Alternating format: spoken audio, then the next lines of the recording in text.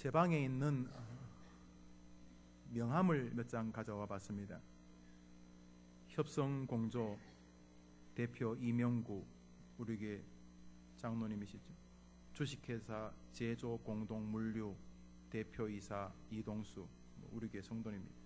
류마내과 전문의 배영덕, 인성내추럴 대표이사 손인춘, 대한민국 국회의원 신동우, 국회의원 심재곤, 도문시 문화관광부 예술총감독 김아인, 변호사 이종훈, 단동복지병원 본부장 강대성, 경희대학교 생물학과 교수 PhD 윤무부, 여러분이 잘 아는 해림교회 담임 목사 김명우, 뭐 이렇게 명함들이 있습니다.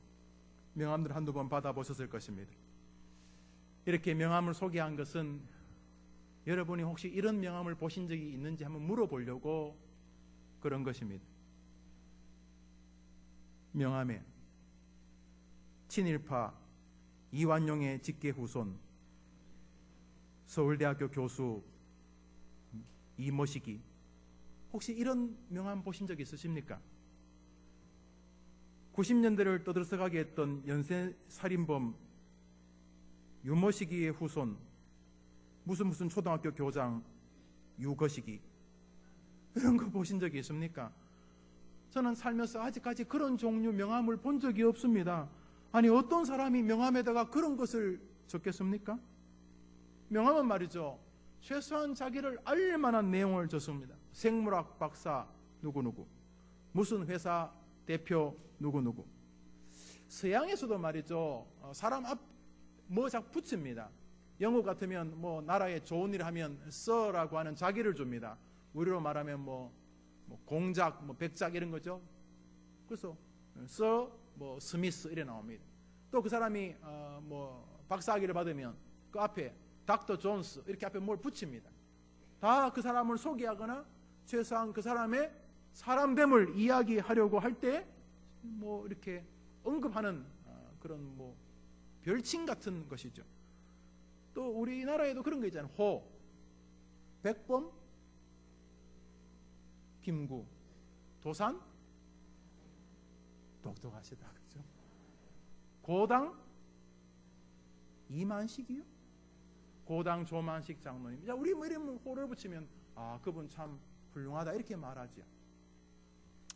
오늘 성경의 주인공은 그 어떤 사람보다도 훌륭한 명칭이 붙을 만한 여성입니다. 밑바닥 인생을 살다가 믿음을 발휘하여 자신의 인생과 자신의 미래 운명을 다 바꾸고, 자신과 자기 미래만 바꾼 게 아니고 자기 가문, 자기 민족을 완전히 바꾸었습니다. 다윗의 고조 할머니 되는 이 라합이라고 하는 여성입니다. 이 라합이라는 여성은 이 여호수아에서만 나오는 사람이 아닙니다. 마태복음 1장에 보면 예수님의 족보에 남자들이 대부분 나오지만 여자 5명이 나옵니다. 그 중에 하나가 바로 이 사람 라합입니다. 예수님이 라합의 후손으로 옵니다. 히브리서 11장을 믿음장이라고 부릅니다. 히브리서 11장에 아주 기라성 같은, 뭐 죄송하지만 여러분의 담임 목사 같은 것은 따라갈 수도 없는 막 기라성 같은 16명의 뭐 거대한 믿음의 용사들이 나옵니다. 그 16명 가운데 딱 한 사람이 여자입니다. 누굴까요? 그걸 눈치 못 채요. 지금 계속 내가 라합 이야기하니까 또 물어보겠습니다. 지금 히브리서 찾지 마요. 평소에 찾아야지. 히브리서 11장에 믿음의 영웅이 16명 나오는데 여자가 딱 한 사람 나옵니다. 누굴까요? 내가 우리 해림교회를 어떻게 안 사랑할 수 있겠어요? 맞아요, 라합입니다. 이 보통 여인이 아닙니다. 히브리서의 그 믿음의 영웅들 가운데도 이야, 대단한 여성이다. 아니, 이 믿음의 사람이 16명 뿐입니까? 수천 수만 명이 될 텐데 거기 라합의 이름이 딱 기록이 되어져 있습니다. 믿음으로 기생 라합은 정탐꾼을 평안히 영접하였습니다. 히브리서 11장 31절입니다. 야고보서, 아주 사람을 아주 그냥 꼼꼼하게 점검하는 이 야고보서, 대충 넘어가지 않고 믿음의 현장을 딱 직시하면서 이 정도야 믿음이라고 부르지라고 말하는 이 깐깐한 성경 야고보서에서도 이 라합의 이름은 등장합니다. 이와 같이 기생 라합이 사자를 접대하여 다른 길로 나가게 하였으며, 야고보서 2장 25절에 나오는 말입니다. 야, 이 라합이란 여성은 대단한 여성입니다. 호를 뭐라고 붙여줄까요? 이런 여성을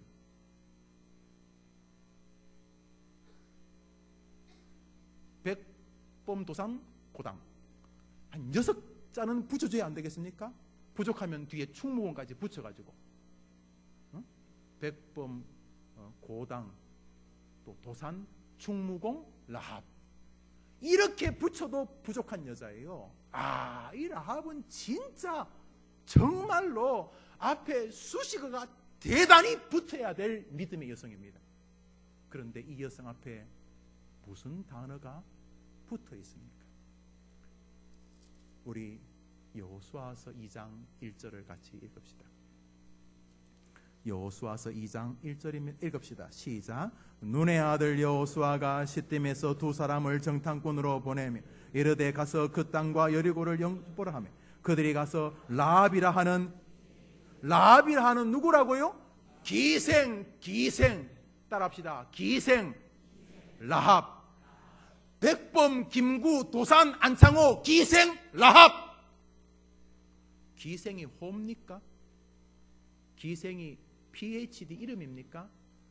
고당, 조만식, 도산, 안창호, 충무공, 이수신보다 더 하늘나라에서 월등한 이 여인의 호가 뭡니까? 기생 라합. 이렇게 말하고 있습니다. 아하, 여호수아서만 그렇게 말하겠지. 여호수아서야 또 이게 설명을 좀 해야 되니까 좋습니다. 그러면 수백 년이 지난 히브리서는 왜 라합을 그렇게 부릅니까? 믿음으로 따라합시다. 믿음으로 기생 라합은 정탐꾼을 영접하였으며, 무슨 라합이라고요? 야고보서는 말합니다. 따라합시다. 이와 같이 기생 라합이 사자를 접대하였으며, 무슨 라합이라고요? 여러분, 이 기생은요, 우리 한글 번역, 이 개역 성경 혹은 개역 개정판 성경이요, 순화한 말입니다. 히브리어 원어는 매춘부, 창녀입니다. 그래서 70인 성경은 이 여인을 매춘부 라합이라고 번역합니다. 우리가 가지고 있는 이 공동 번역 성경, 그리고 최근에 그게 좀 더 쉽고 올바르다고 말하는 표준 세번역 성경에 라합을 모두 창녀라고 번역하고 있습니다. 창녀 라합. 여러분, 우리가 살면서 말이죠, 돈 많이 주면 족보를 세탁합니다. 족보에 이렇게 좀 안 좋은 사람들, 이완용이나 이래 좀 안 좋은 사람 있으면 족보를 싹 정리해가지고 돈 많이 주면요, 싹 족보에서 그런 사람 다 빼버리고 새롭게 족보를 만들어 줍니다. 여러분, 이 명함에 말이죠, 어떤 어리석은 사람이 연쇄 살인범 누구의 직계 후손 무슨 교수, 매국노 이완용의 3대 후손 누가 이렇게 적습니까? 안 적지요. 성경이 사람을 비비꼬는 책입니까?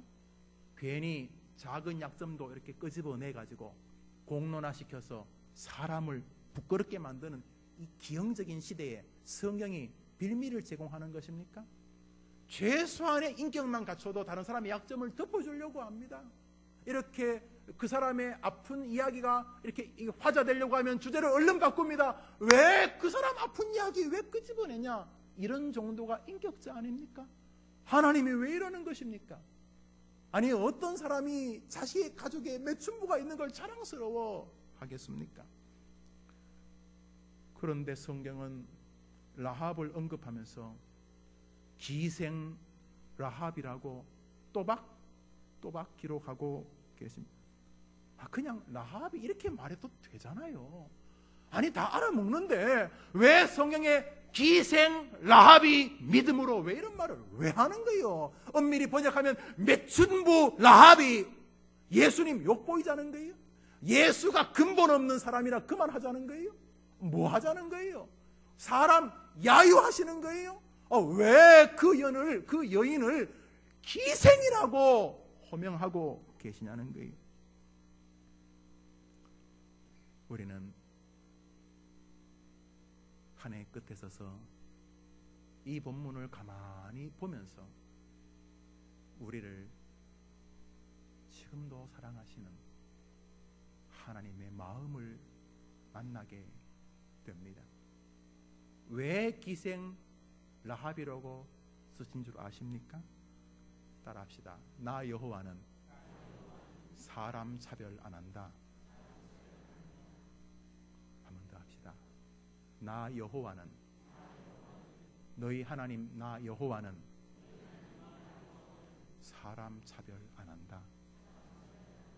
사람들은 매춘부라 그러면 개 같은 게 아이고 어떻게 우리 가족에 저런 게 나왔나 그럴지 모르지만, 나는 장녀라도 믿음을 발휘한다면 내 인생에 가장 중요한 사람으로 받아들일 것이다.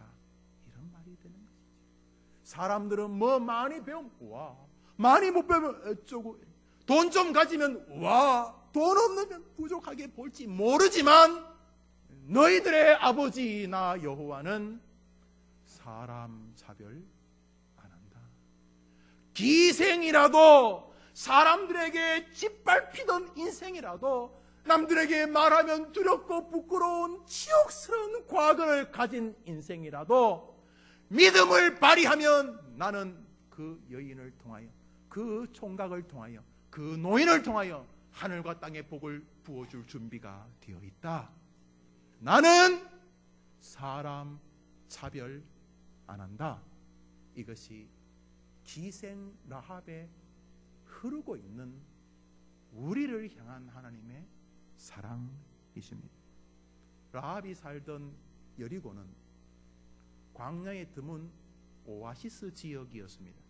거기다가 로마 시대까지 고가에 팔리던 발삼 향유, 요즘 말하면 뭐 샤넬 5, 뭐 도전구 있겠죠? 그런 아주 비싼 향유의 생산지였기 때문에 돈이 많이 흘러다니던 곳이었고, 또 사통팔달이 잘 되는 교통의 좀 요충지 같았습니다. 그러다 보니 장사치들이 여기서 왔다가 팔고 거기서 또 가져와서 또 팔고 하면서 사람들이 많이 움직이던 곳이었습니다. 수많은 사내들이 돌아다니는, 그래서 돈이 흘러다니는 곳에 당연히 주막이나 술집 여관이 많았어요. 라합은 그 남자들을 몸으로 봤던 장녀였습니다. 라합은 이스라엘 역사에 존귀한 인물이 되기 어려운 많은 부족한 약점을 가지고 있었습니다. 먼저 라합은 이스라엘 사람이 아닙니다. 이스라엘 사람들이 개처럼 여기던 가나안 민족이었습니다. 거기다가 그의 신분이 조롱과 야유를 받던 사람이었습니다. 육신도 마음도 영혼도 값싼 웃음을 팔면서 많이 찢겨졌을 것이고 아팠을 것입니다. 술잔에 돌아가는 자리에 늘 어색한 웃음을 짓고 살았기에 늘 사람이 많은 것 같았지만은 사실은 진정으로 그녀와 함께하는 사람은 아무도 없는 외로운 생애였을 것입니다. 도덕적인 사람에게도 조롱을 받고 돈 몇 푼 던져두던 사내에게도 조롱을 받던 인생이었을 것입니다. 그런데 하나님이 그녀가 믿음을 발휘하자 그녀 중심으로 이스라엘의 역사를 바꾸셨습니다. 살몬이 그의 남편이었습니다. 그 둘 사이에 태어난 자식이 보아스입니다. 보아스가 오벳을 낳고 오벳이 이새를 낳고 이새가 다윗을 낳습니다. 다윗의 후손으로 예수님이 오시는 것 아실 것입니다. 너희들이야 뭐 사람을 등수 매기고 차리고 사람을 평가하는지 모르지만 나는 사람 차별 안 한다. 장기라도, 아니 그보다 더 못한 인생이라도 내게로 오면 나는 하늘과 땅의 모든 것을 부어줄 준비가 되어 있다. 오늘 한 해 끝에 서서 우리에게 찾아오셔서 지쳐있는 우리들의 손을 붙잡아 주시는 하나님의 음성인 것입니다. 차별 없으신 하나님께로 다시금 마음을 돌리는 여러분 되기를 주의 이름으로 축원합니다. 나는 차별 안 한다는 이 말씀 속에 우리 입장에서는 인생의 대역전극이 아직도 내게 남아있구나 하는 당연한 결론을 떠오르게 해야 할 것입니다. 여러분, 하나님이 개입하시면 뭐가 안 되겠습니까? 하나님이 역사하시면 어떻게 실패할 수 있겠습니까? 늙었다고요? 그러면 하나님이 역사 못합니까? 하나님은 80 노인 모세 데리고 역사를 만드신 분이십니다. 몸이 약하다고요? 몸 약하면 하나님이 일 못하십니까? 바울은 설교를 제대로 못할 만큼 큰 병을 가진 사람이었습니다. 바울을 통해 사실은 그 전에 모든 사람이 합친 것보다 더 큰 일을 하시게 하지 않았습니까? 여자라고 못한다고요?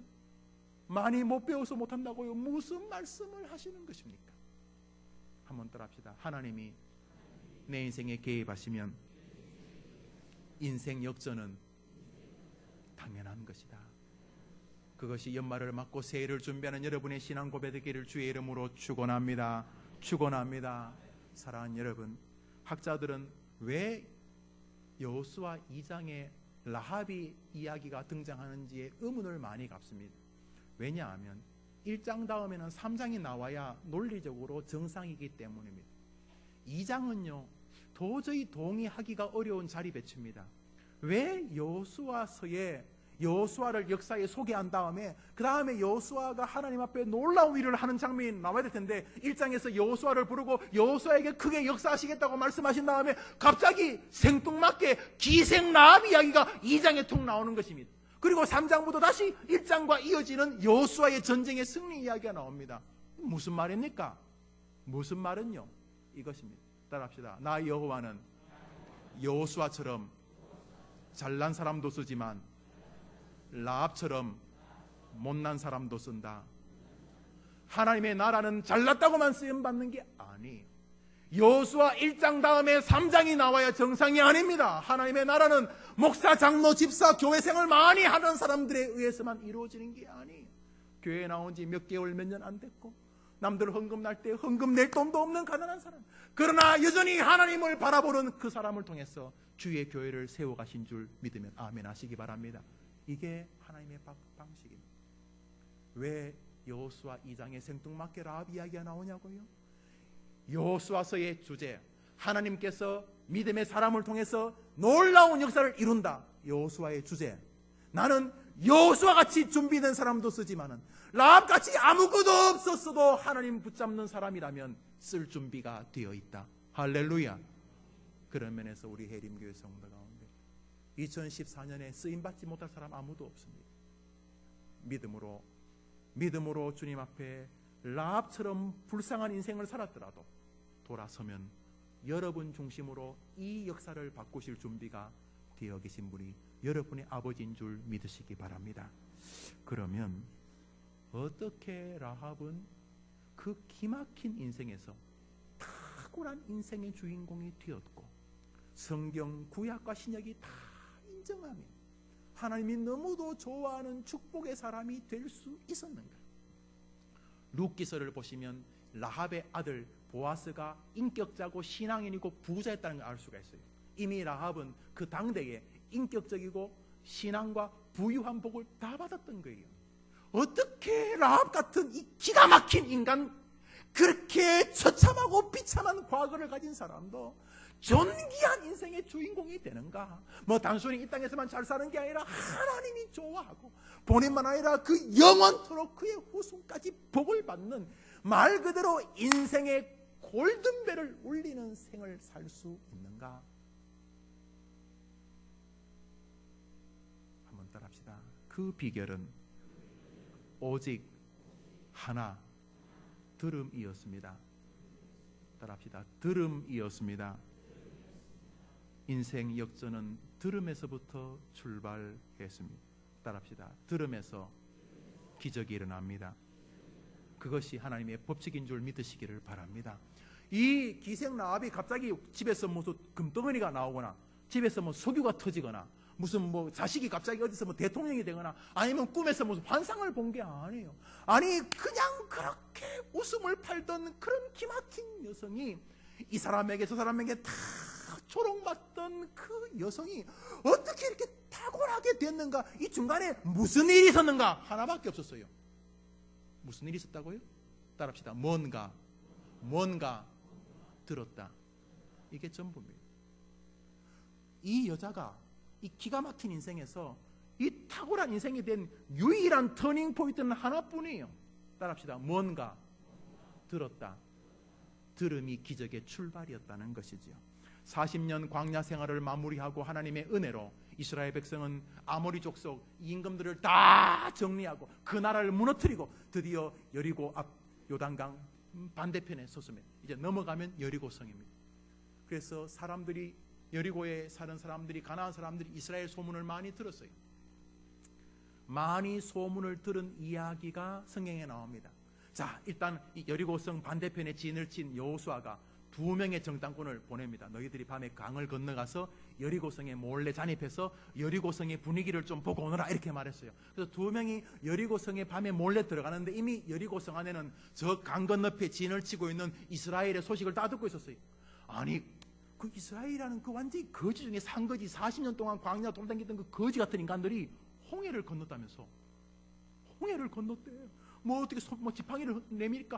홍해가 갈라지고 뭐 마른 땅이 됐대. 그리고 여튼간에 바로 앞에 있던 우리와 싸우던 아모리 임금들이 다 망해버리잖아. 여튼간에 저 뭐 무기도 시원찮은 저 민족이 어떻게 저렇게 놀라운 일을 했는가? 하나님이라는 뭐 신을 섬긴다지, 이런 이야기를 다 듣고 있었어요. 그러니까 여리고성 안에는 이미 비상계엄령이 일어났어요. 전시령이. 정신 차리자. 저 앞에 이스라엘 사람들이 왔다. 그러니까 평소보다 더 삼엄했어요. 그때 이 2 정탐꾼이 이 여리고성에 들어갔다가 그 기생집에 들어갔는데 그 집이 주인이 라합이었어요. 아마 이 2 사람이 라합 집으로 들어가는 것을 누군가가 봤는가 봐요. 그래서 국정원에 신고를 한 거예요. 기무사에 신고를 했어요. 여리고 기무사. 그랬더니 막 군인들이 둘러싼 거예요. 그리고 라합을 불러서 너희 집에 들어온 수상한 사람 내놔라, 이렇게 말하는 거예요.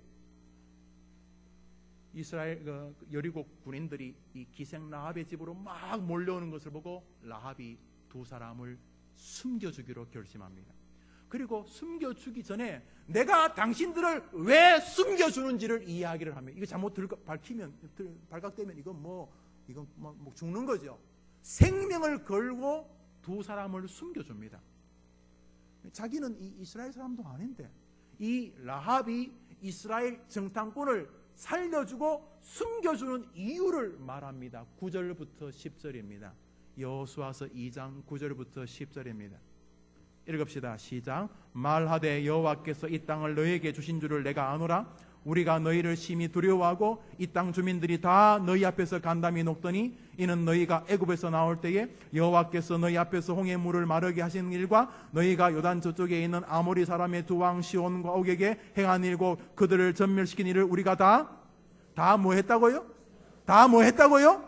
들었다는 거예요. 내가 뭘 들었다는 거예요. 뭘 들었는데? 하나님이 하는 일을 내가 들었다는 거예요. 따라합시다. 내가 기생이지만 하나님이 하시는 일을 들었다. 우리 11절을 읽습니다. 11절 읽읍시다. 시작. 우리가 듣자 곧 마음이 녹았고 너희로 말미암아 사람이 정신을 잃었나니 너희의 하나님 여호와는 위로는 하늘에서도 아래는 땅에서도 하나님이시니라. 너희 하나님이 너희를 지키고 홍해를 건너고 아모리 임금들을 무찌르게 하셨다는 소식을 내가 뭐 했다고요? 뭐 했다고요? 이게 다야 이거.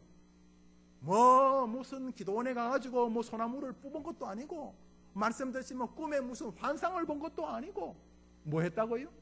내가 뭐 했다고요? 하나님에 대해서 뭐 했다고요? 들었다는 거예요.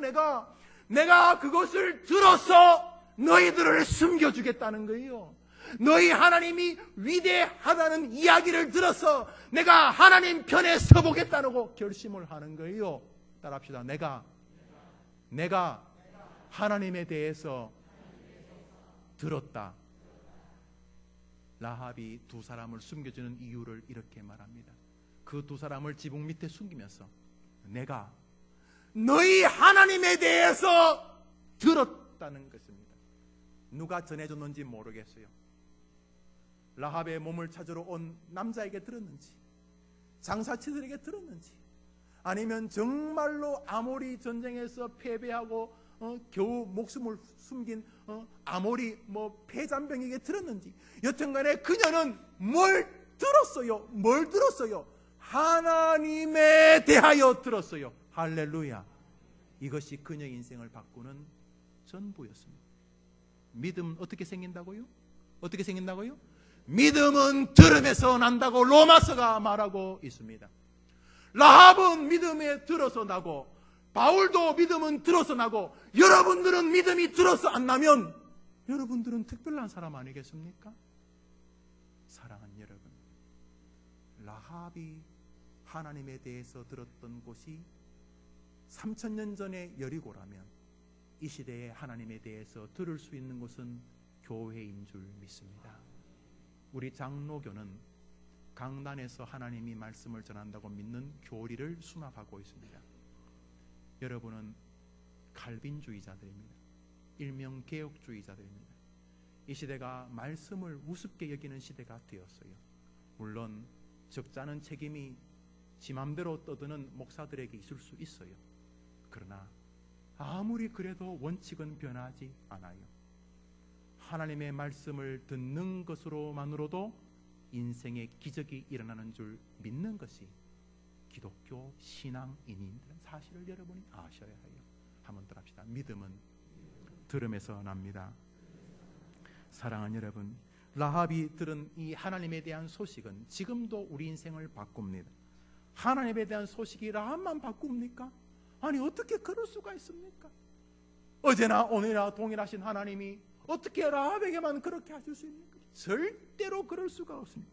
그렇다면 오늘도 하나님의 음성을 들으려고 마음먹는 사람에게는 기적과 이적이 곁에 와 있는 줄 믿으시기를 주의 이름으로 축원합니다. 사람이 무슨 소리를 듣고 사느냐는 너무너무 중요합니다. 사람은 듣는 말에 따라 인생이 달라지고, 생각이 달라지고, 결정이 달라지고, 운명이 달라집니다. 이 생에서 가장 중요한 소리, 인생을 송두리째 바꾸는 소리는 하나님의 음성인 줄 믿습니다. 그래서 하나님은 우리에게 말씀을 주신 것입니다. 로마서 10장 11, 17절, 믿음은 들음에서 나고. 말씀 안 듣고 믿음 생활을 잘할 수 있다고요?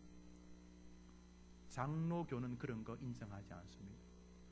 교회에서 무슨 일을 하시든지 간에 말씀 듣지 않고 믿음이 자랄 가능성은 제로입니다. 교회 생활을 능숙하게 하시는 것이 믿음이라면 제가 틀릴 수 있습니다. 아니옵시다. 교회 일을 1000번 만번 남들보다 능숙하게 하셔도 아무것도 없는 것입니다. 그러나 오늘도 말씀이 육신이 되신 그리스도의 존귀함을 말씀으로 기억하고 그 말씀 중심으로 살아가려고 말씀 앞에 오늘도 겸손한 심령으로 꿀송이 같은 말씀을 전해주시기를 바라는 간절한 소원으로 말씀 중심의 신앙을 사는 것만으로도 누가 뭐라고 해도 여러분은 행복한 이 시대의 라합이 될 줄 믿으면 아멘 하시기 바랍니다. 우리 시대 마귀들이 뭘 하는 줄 아십니까? 말씀 듣는 것을 우습게 여깁니다. 마치 어디 가서 강의 1시간 듣는 것처럼 말씀 듣는 것을 비교하게 합니다. 그럴 수가 없습니다. 사랑하는 여러분, 기생 라합의 운명을 바꾼 것이 말씀이었다면 여러분의 운명을 바꿀 것도 여전히 하나님에 대한 말씀인 줄 믿습니다. 그런 면에서 청교도들은 기생 라합보다 우리가 더 행복하다는 설교를 많이 했습니다. 히브리서 기자도 비슷한 말을 했어요. 무슨 말을요?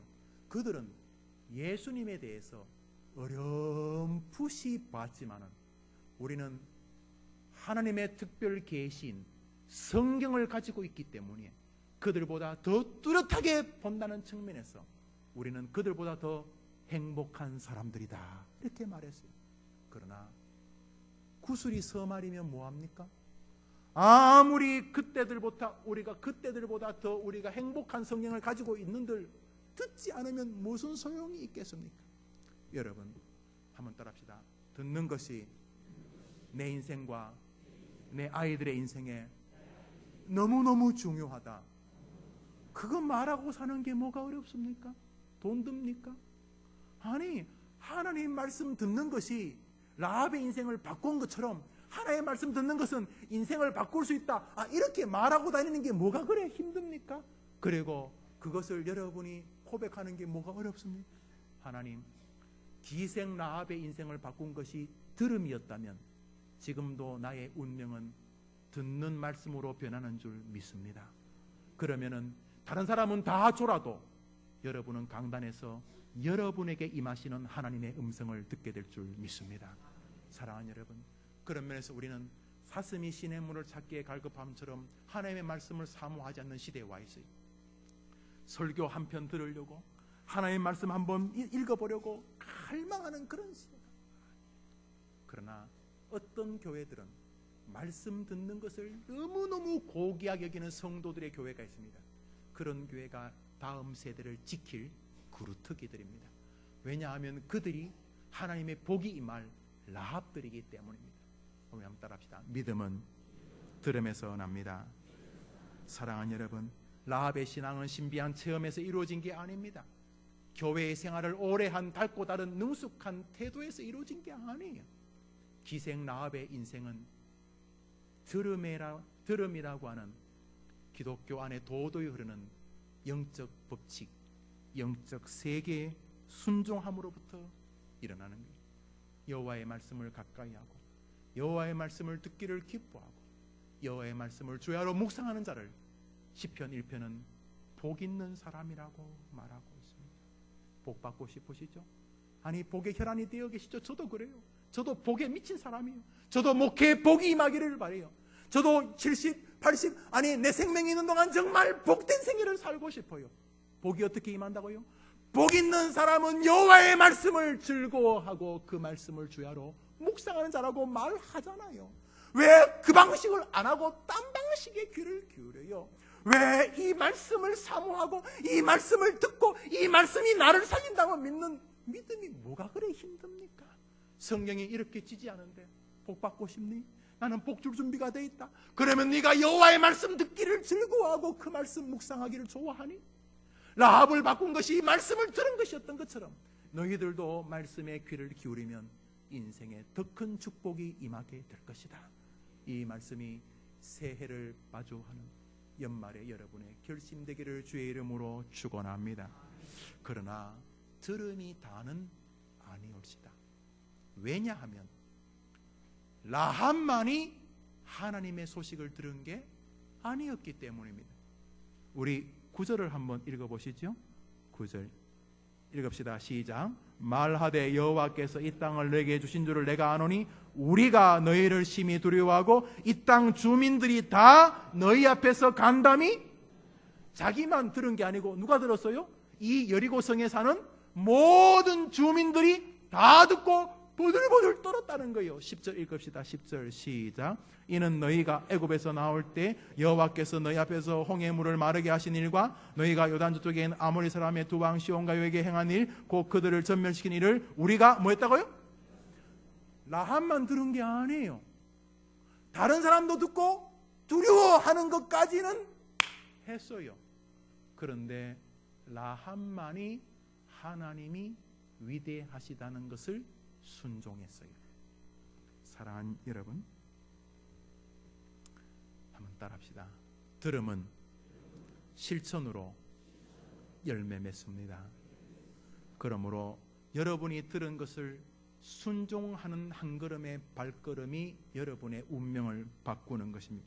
여리고성 안에 있는 대부분의 사람들이 다 들었습니다. 지금도 다 듣고 계시잖아요. 마이크 다 들리실 거예요. 앞에 계신 분만 들리는 게 아니고 저 뒤에 저 2층 저 끝자리 계신 분도 지금 다 듣고 계실 거예요. 말씀 사모하고 말씀 중심으로 하나님 말씀 들리는 곳에 내가 가 있고 하나님 말씀하시면 한번 그 일을 순종해 봐야 되겠다. 이렇게 결심하고 그 말씀에 순종해서 발걸음을 내디디면 역사가 일어나지만은 안타깝게도 여리고 성 안의 사람들은 그 말을 듣고 간담이 높고 마음이 높고 정신을 잃을 만큼 두려워하는 것까지는 했지만은 하나님께로 돌아와 하나님을 인정하고 하나님의 역사에 순종하며 하나님의 승리를 기꺼이 믿으면서 승리하신 하나님 편에 서는 사람은 라합뿐이었어요. 아니 하나님이 이긴다면서요. 아니 기도하면 응답하신다면서요. 전도하면 하늘의 별처럼 빛나게 하신다면서요. 주라 그리하면 줄 것이니 후이되어 누르고 흔들어 넘치도록 하여 안겨주신다면서요. 아 말을 했는데 기도 안 하잖아요. 구하라 그리하면 주실 것이요. 다 들었는데 기도하는 사람은 소수잖아요. 많은 사람을 옳은 대로 인도하는 자는 내가 별처럼 만들어. 우리 다 스타 되고 싶어 하잖아요. 스타. 돈에도 스타 되고 싶고 명예도 스타 되고 싶어 하고 인생도 스타 되고 싶어 하잖아요. 주님 다 말씀하셨어요. 그러면 뭐 해요? 한 사람이라도 전도하려고 한 주를 살고 어떻게 해서든지 전도해보려고 애를 써야지. 그게 한 걸음 내딛는 거잖아요. 그런데 많은 사람을 옳은 대로 인도하는 자는 하늘의 별처럼 빛난다고 주님은 말하지만은 라합만 순종했어요. 주라 그리하면 줄 것이니 후이되어 누르고 흔들어 넘치도록 하여.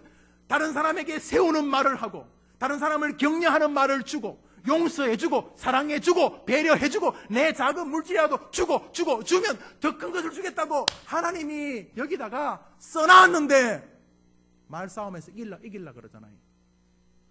주라 그리하면 줄 것이니 후이되어 누르고 흔들어 넘치도록 주겠다는. 그런데 자존심 때문에 내 긍휼과 내 용서와 내 위로와 내 배려와 내 섬김을 안 주잖아요. 여러분하고 대화하면 그 사람이 막 위로를 받습니까? 여러분으로부터 사랑과 긍휼과 배려와 용서와 이해가 넘어가서 그 사람이 감정적으로 무언가를 얻었습니까? 주라 그리하면 주님이 주는데 누르고 흔들어 넘치도록 주겠다고 말했잖아요. 다 들었어요. 갈렙도 듣고 라합도 듣고 여리고 성인 사람 다 들었어요. 다 들었어요. 1년 동안 들었어요. 1년 동안 말 조심하자 들었어요. 다른 사람을 소중히 대하자 들었어요. 몇 명이나 그렇습니까? 말할 때마다 저 사람에게 주려고 말하고 있습니까? 돈 몇 푼이라도 주면은 하나님이 따따블에 주시겠다고 하나님 말씀하셨는데 말은 들었잖아요. 그런데 그렇게 한 걸음 내는 사람이 몇 명이나 됩니까? 여리고성에 그 수십만이 살았는데 달랑 하나 기생 라합이 그 말을 순종했습니다. 뭐요? 하나님은 위대하시고 하나님은 승리자다. 하나님이 승리자라면 그 편에 딱 붙어야 되잖아요. 하나님이 위대하고 승리자인데 여리고에 붙으면 망하는 거잖아요. 사랑하는 여러분, 우리 말씀을 맺으면서 믿음이 들음에서 나고 들음은 작은 순종의 실천에서부터 기적으로 드러난다는 것을 우리가 듣고 있습니다. 우리가 라합 같은 사람들입니다. 저도 그렇고 여러분도 그렇습니다. 자랑할 것이 있을지 모르겠습니다만 정직하게 돌아보면 우리는 별로 자랑할 것이 없는 사람들입니다. 그런데 이 여인 이스라엘 사람도 아니고 어릴 때부터 주일학교 출신으로 교회에서 닳고 다른 사람도 아니고 하나님의 능력과 구원을 직접 체험해본 적도 없는 사람입니다. 그런데 이 여인은 누군가가 전해주는 하나님에 대해서 들었습니다. 그리고는 들은 것에 실천합니다. 뭐요? 하나님이 위대하다니까 위대한 쪽으로 한 걸음 내딛었어요. 가만히 보니까 이 일을 내가 어떻게 할까? 하나님 쪽으로 할까? 저쪽으로 할까? 이 사람들을 보호하는 게 하나님 쪽이겠다. 그래서 그 여자가 뭐 대단히 한 것도 아니고 자기 생각에 하나님이 위대하고 승리자니까 하나님 쪽으로 붙어야 되겠다. 이게 다예요. 그래서 한 걸음 내딛었어요. 그런데 하나님이 하늘을 돌려서 그 여인에게 다 부어주셨어요. 남의 것까지 끌어모아서 그 여인의 운명에 다 아주 몰빵을 해주셨어요. 사랑하는 여러분, 그런 면에서 말씀을 들을 기회는 너무 아쉽습니다. 안 그렇습니까? 몰라요. 뭐 제가 갑자기 내일 무슨 교통사고로 죽으면 다른 분이 설교하시겠죠. 그러나 김영우 목사를 통해서 여러분에게 말씀하시는 건 더 이상 들을 수 없잖아요. 빨리 죽고 딴 놈이 왔으면 좋겠어요? 표정들이 그래요? 사랑하는 여러분, 말씀 듣는 일을 기뻐하셔야 합니다. 아니 그게 뭐가 힘들어요? 나는 말씀 듣는 거 너무 기쁘다. 이게 뭐가 그래 힘들어요? 그냥 하나님께 자꾸 말하세요. 하나님, 나는 말씀 듣는 게 너무 중요해요. 들으면서 기적이 나니까요. 이러는 동안 여러분의 마음도 그렇게 변하게 될 것입니다. 여러분 생각해 보세요. 여러분이 어떻게 노력하면 여러분의 운명을 라합과 그 미래처럼 만들겠어요? 아무리 노력해도 안 돼요. 하나님이 개입하시면 너무 쉽게 될 줄 믿습니다. 한번 더 합시다. 믿음은 들음에서 납니다. 마지막으로 들음은 실천으로 증명되는 것입니다. 작은 실천. 뭐부터 할까요? 뭐부터 하겠냐? 오늘 설교 들으면서 그냥 내 마음에 찡하게 와닿으면 그거부터 실천하세요. 뭐 엄청나게 막 창세기부터 요한계시록에 내가 다 실천하겠다. 어떻게 다 실천해요, 여러분? 그냥 여러분 설교 들으시고 들은 말씀 가운데 여러분 앞에 깊이 이렇게 중얼중얼 거리는 거, 가슴 속에 뭐가 자꾸 맴맴 도는 거, 머릿속에 맴맴 도는 거 있으면 주님 이거 원하시는가 보다. 그래 보세요. 한 걸음 내디뎌 보시죠. 안 해보시겠어요? 여러분, 만 원은 큰 돈인지 모르겠습니다만 내일 모레 인도에 갈 슈레시 목사에게는 만 원이 큰 돈일 거예요. 제가 그분에게 돈을 주라는 게 아니고, 여러분 한번 생각해 보세요. 그 슈레시 목사가 부모가 아프다는데, 그렇죠. 우리 인도가 나중에 우리나라보다 잘 살 수 있겠지만 지금은 좀 어렵지 않겠나? 자, 이런 마음만 가져보세요. 그런 마음도 못 가져요? 아니 돈 많은 못 줄 수더라도 그런 마음도 못 가져요?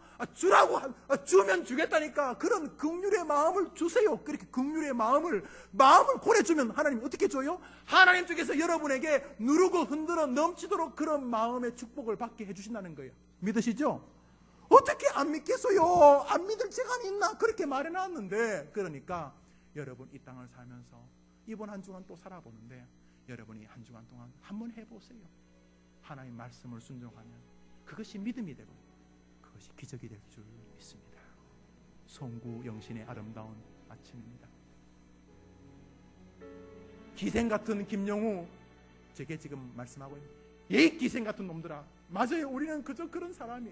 그런데 오늘 말씀 듣기로 하고 작은 실천을 내뱉으면 놀라운 기적이 우리에게 임하게 되는 것입니다. 한 주간 우리 믿음으로 살아봅시다. 우리 같이 한번 찬양하겠습니다.